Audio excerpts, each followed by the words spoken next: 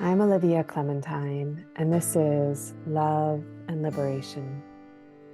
Today, our guest is Erik Pema Kunsang. Since 1972, Erik has studied and practiced the Buddha Dharma, and especially the teachings of Padmasambhava. He has been trained by many masters, including the Dzogchen master, Tulku Urgyen Rinpoche, as well as his son, Chokyi Nyima Rinpoche. Erik helped bring about Rongjung Yeshe Institute and publications for both study and translation of Dharma. He has translated and published over 60 volumes, including his freely available Tibetan English dictionary. Erik is also the founder of Bodhi Training and is currently the resident teacher at Rongjung Yeshe Gombe Retreat Center in his native country of Denmark. This conversation was in person in Denmark, following a retreat that Pakchuk Rinpoche and Erik Pema Kunsang co-taught. The sound quality in the beginning is not so great, but keep listening, it improves very quickly.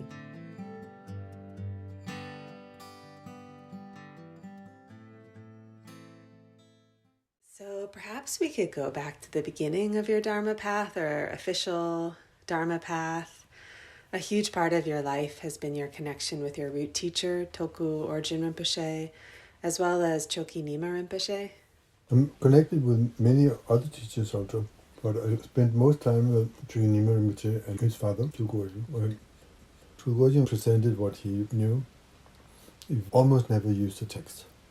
And when he was pressed to teach on the text, he would just read it loud and say, impossible to say anything better than this. And then put it like this, and then we finished reading it loud, and he just gave it back, and that's it. I don't have anything to add.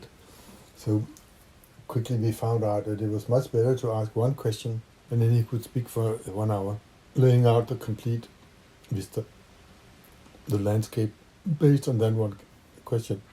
Later it turned out that often he had answered everybody's questions just by doing that. So he was remarkably clairvoyant without ever claiming that. But people who were close to him, they had no doubt about it. But if you didn't ask a question, you just was content just being present.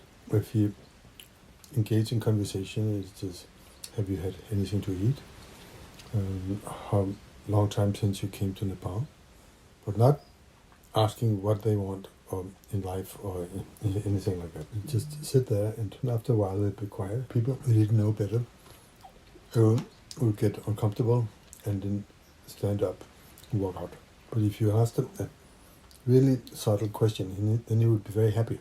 The more subtle and difficult, but the better. But based on the experience, not theoretical things. One time a young, not Khenpo yet, but hatching to be a Khenpo, he asked, I have a question. Yes? Tulku Urgyen said, is a Buddha's perception direct or through inference? And then he got a half an hour scolding of wasting the time, his own time and teacher's time, with speculations. Never came back. We don't get liberated through speculation, but through certainty in your immediate experience. That was what mattered. That was his task.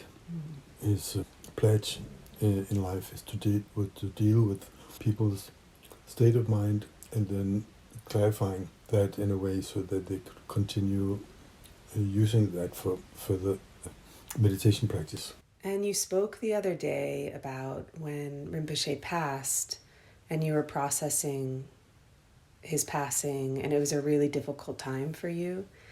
And you met with Trulshik Rinpoche, and he spoke to you about Dzogchen person versus a Dzogchen teaching.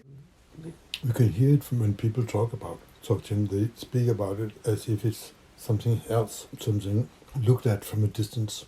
In Dzogchen, the point over there, in Dzogchen there is no cause and effect, stuff like that. But it is to go about it in a completely wrong way, because Dzogchen is not supposed to be that. It's supposed to be this, and that's how it's being put to use. It's in the mind and heart of the individual person. The ones who write Dzogchen as a landscape that is restricted to great masters like incarnations of Vimala Mitra and Padmasambhava. Nobody else, it's not their business. They cannot speak from above. They can only look like from where they are, and then it's always very limited. So to make oneself the spokesperson of Dzogchen, Dzogchen is like this and this. Mm-hmm. It means you have visited that country, which is called Dzogchen, so you know what you're talking about. But the fewest people are like that. So it becomes a lie, like talking about a place one hasn't been. And if it's fooling oneself and it's fooling others who then come to listen. You want to hear about Dzogchen from somebody who doesn't know. And that's wasting teachers' time, is wasting people's time. Even though Trulshik Rinpoche just said a few words, it has stayed with me all these years as a kind of there's a certain kind of stone you use to sharpen a knife. That it's good to have that, so that you can grind, even though it is painful, to it's scratchy and makes a awful noise. But unless you have that, the knife doesn't get sharpened. Mm-hmm. And sometimes teachers have to be seemingly unkind in order to get through thick skulls of Westerners. Seemingly unkind. It's actually very, very kind. Tulku Urgyen would never say anything like that. So one could be a delusional Dzogchen, quote-unquote, person, and for years, and not notice it. Because he was like that. If you want to be deluded, then you're well welcome. If you want to be more earnest, you're also welcome. Mm-hmm. All teachers are different. It's a combination of their past decision, wishes, and their upbringing, and their build, and what they've gone through in their own practice, and whether they have studied a lot or studied a little, and their just general character, whether they're bold or timid. Mm-hmm. But all are different. It's not that masters go to Dzogchen school and they come out as a clone of that system. It doesn't exist like that. Mm-hmm. And that is wonderful in a way. Mm-hmm. Yeah, I guess I wonder too for you, like if you were drawn to certain styles of teachers at different moments in your life, because you've studied with so many different teachers, like you needed maybe more seemingly unkind teachers at certain moments. Maybe I have written on my forehead, handle like egg, so that it would be very, very sweet. I needed that in order to feel safe. Mm-hmm. But that's just me. Some people, they actually appreciate a little kick in the butt. I don't appreciate that. But Trulshik Rinpoche, he can be stern by just a look, a glance, where you say something, and he just has to look at you like that, and you know it was really stupid. So you'll never say it again like that. But he doesn't have to reprimand you. Some people he will reprimand, but rarely. Rarely. Whereas his brother, Dzogchen Rinpoche, all different ways. Sometimes really crude. Sometimes he would just send a monk out and say, Rinpoche is busy. Then I would walk in because I felt entitled. I lived next door. And you see he's not doing anything. But he's very busy, not doing anything. Like ministers or people from royal family in different countries, he was often too busy to meet. Whereas a beggar or sometimes a sadhu baba, he would spend hours with, talking nonsense. And as a demonstration of everything being illusory, I saw him once talk with another yogi about the shape of a cup for half an hour. And it was completely enthralling. They really went to it, like how special that cup is and the shape and and then you just laugh at the end and forget all about it. It was like an exercise in superficiality, but at the same time getting into it with heart and soul. And I think that's a wonderful demonstration of how seeming reality is unimportant, but at the same time giving it full attention, and at the end just laughing their heads off because they've been able to keep their cool for so long, taking it seriously when it's completely pointless. How to take the pointless with a certain seriousness is not easy. When you see it like that, people usually they stay away from and they begin to hate the world, so to speak, hate things, hate fame, hate money, hate enjoyments, where that's demonstrating that one hasn't understood the nature of superficial reality. If you put so much seriousness into it and you hide away and you do not talk to anybody, and a lot of Westerners I've met, they fall into that trap for a while. And then when they get out of it, they get totally sucked in and to the other extreme. And Trulshik Rinpoche, he sees all that. So at some point he said, we need to do something for the Dharma bums.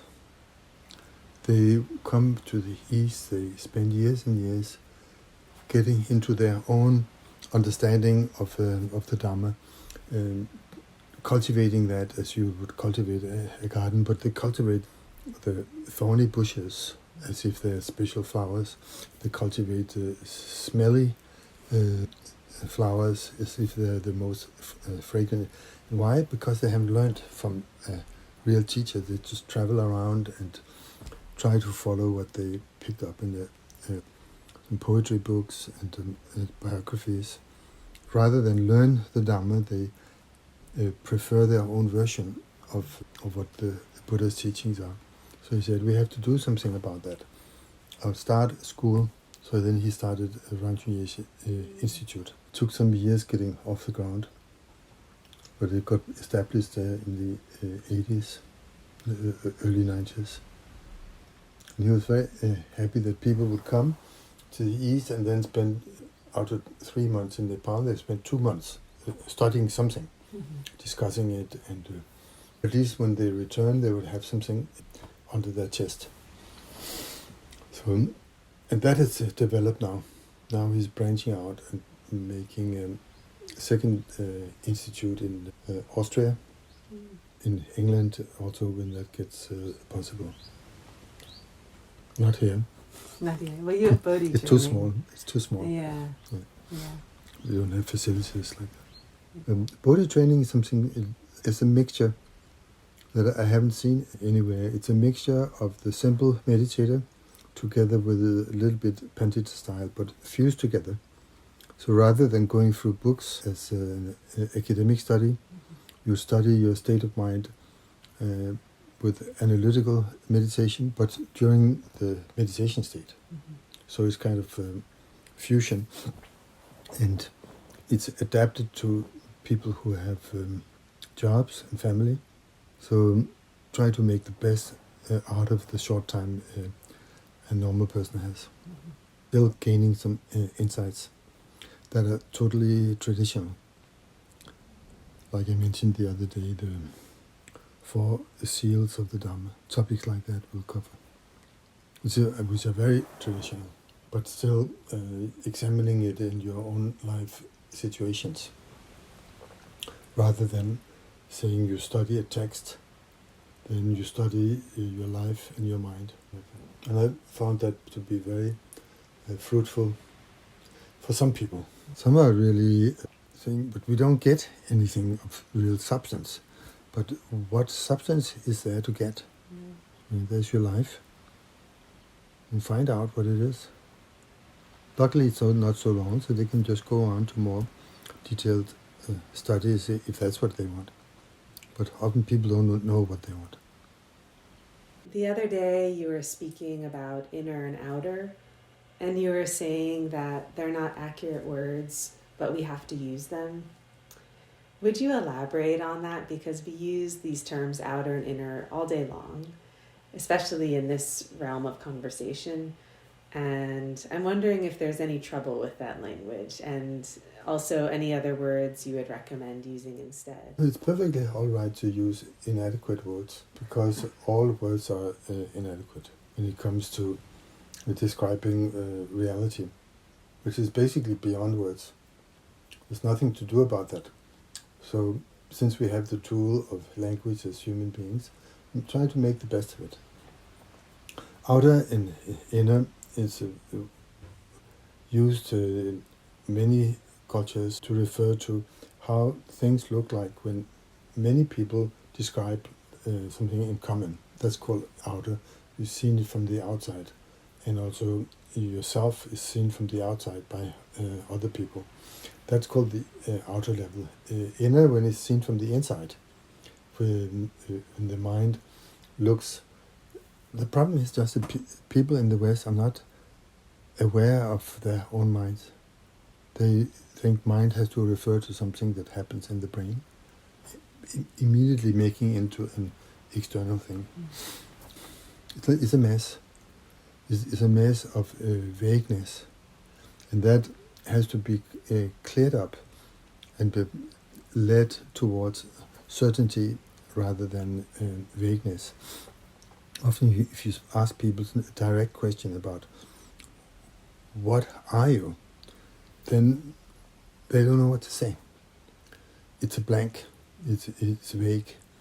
So Buddhist meditation instructions can help clear up that vagueness and make the person know what they are talking about when they have simple conversation. When they say, how are you? Then they can actually say how they are, rather than going around in circles and then finally coming with some scientific description about how they are, which is not their reality, somebody else's description.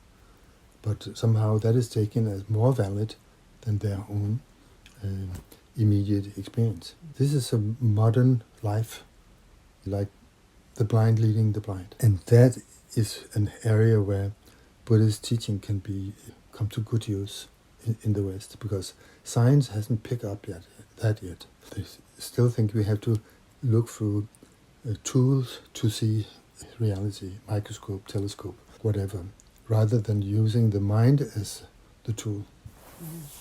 There's a lot of room for improvement.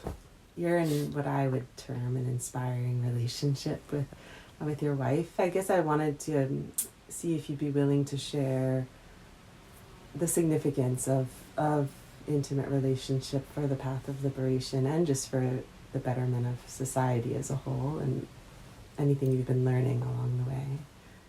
The first level of two human beings staying together is to use teachings I called human dharma, dharma for humans. And the main points I'd like Practitioner Rinpoche mentioned the other day, basic human values, being considerate and tolerant, broad-minded, trustworthy.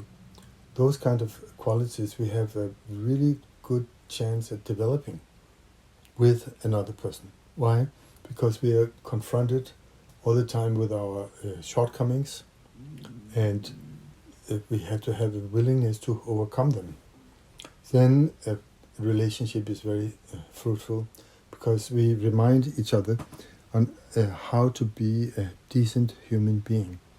Kind-hearted, decent human being is worth a lot. Not only in dealing with situations, but dealing with ourselves, dealing with another human being. There has to be some kind of respect and openness towards that.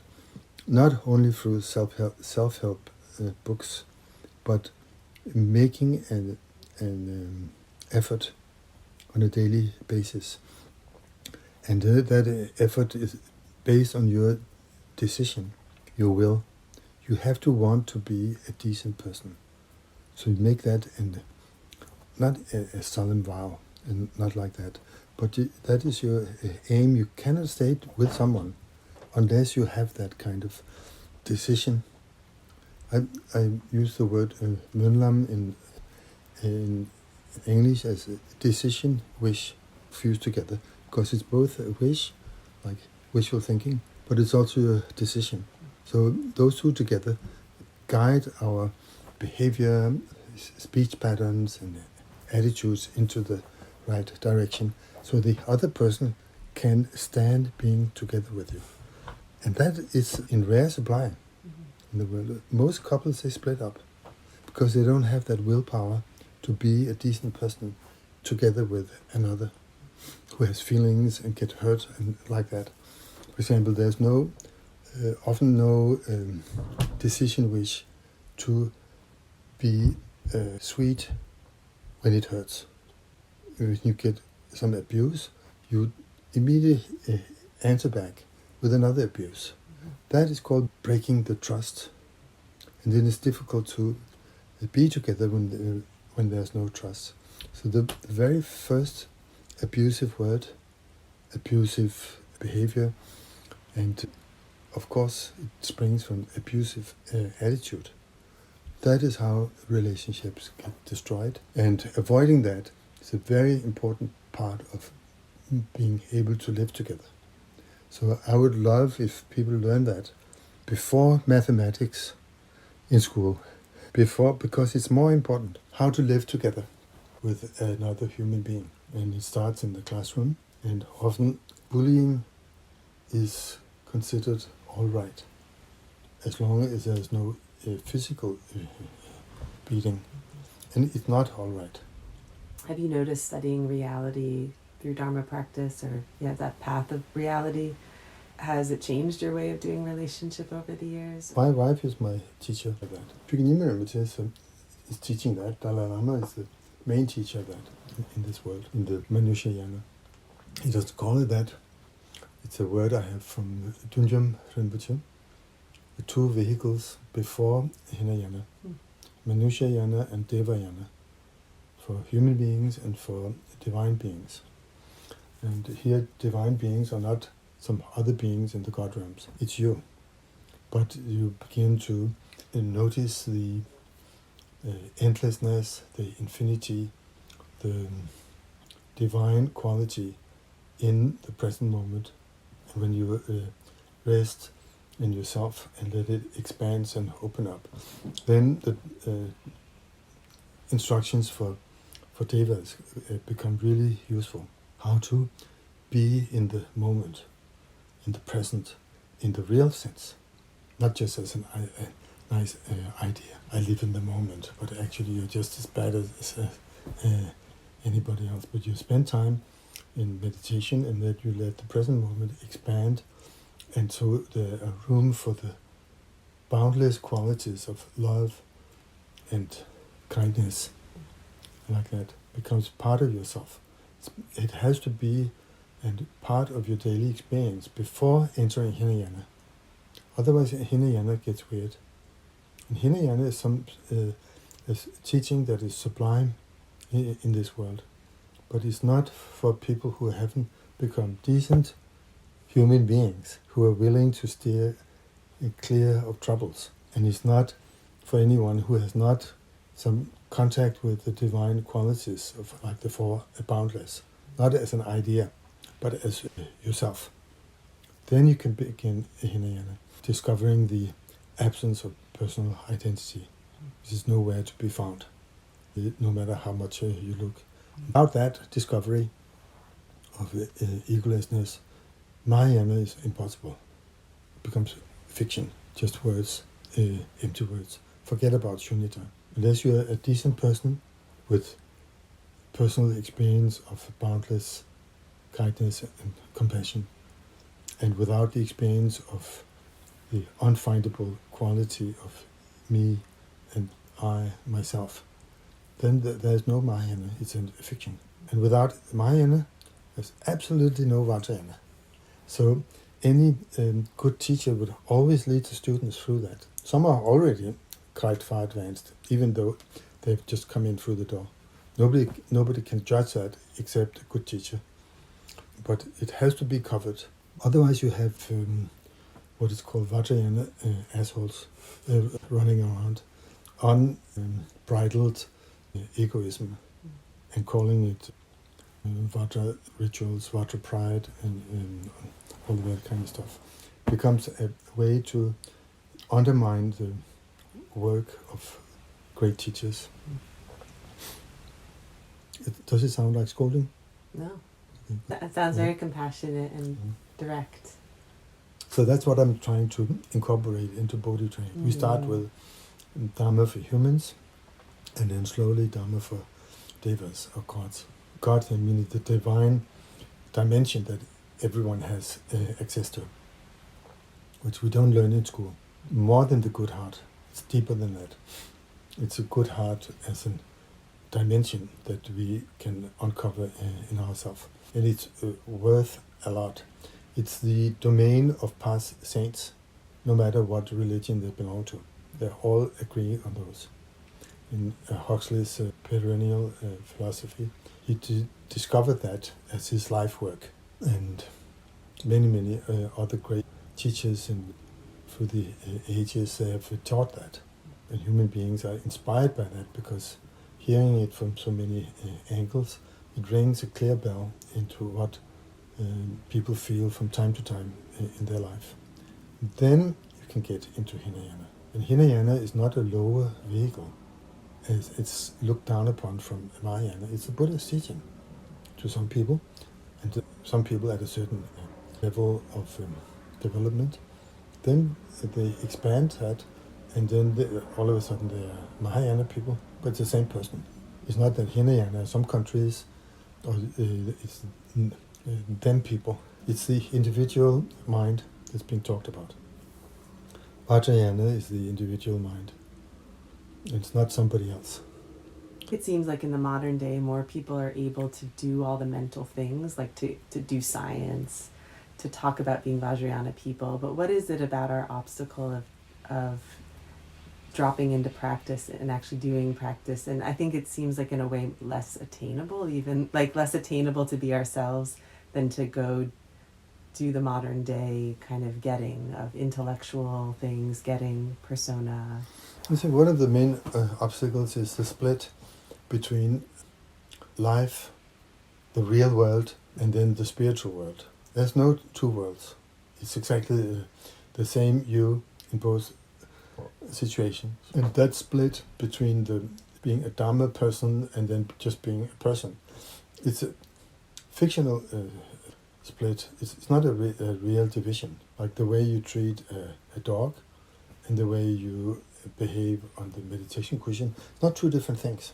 You should actually treat your mind as a dog. Because it's just as naughty. Mm-hmm. Yeah. Misbehaving or well-behaved, it's something to do with sweetness and tolerance and giving room. And those kind of qualities we should begin to see as genuine Dharma practice, to allow sweetness, giving room, and being more tolerant. That is often a real Dharma practice, rather than how many minutes you sit with closed eyes or like that. May not change you that much. It changes one thing: you have 30 minutes less of your life afterwards. That's a change. If somebody wanted to use their meditation practice and spiritual reflection time well, like not waste all that time, because I think many of us do just sit and just, I did the 30 minutes, or I did the hour, or I did the hours. Yeah. What would you suggest in terms of a reflection or a way to use that time to keep the fire of reality there? First, to start with good wishes, and then turning that into decision wishes, where it's not just a hopefulness, wishful thinking, but it turns into a decision.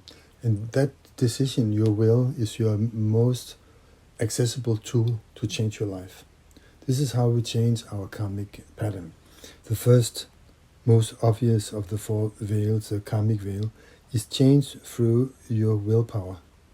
You can say, oh, it's bad to take lives, but that doesn't mean that you stop. It has to be your decision which, as much as possible, even the smallest life, I'll try not to squash. That will change your karmic pattern. And so there has to be willpower and a decision wish. It's very important. And that's starting from you say, if something has many layers of shell, that's with the outer level. And the making decision vision is about the opposite. Whenever I get the chance to save just one life, then I will not shy away. I'll save that one life, like fishing up insect from the swimming pool and putting up on a dry land. Some people think that's useless, especially if it's in the habit of exterminating lives. Just like the word was used in extermination camps.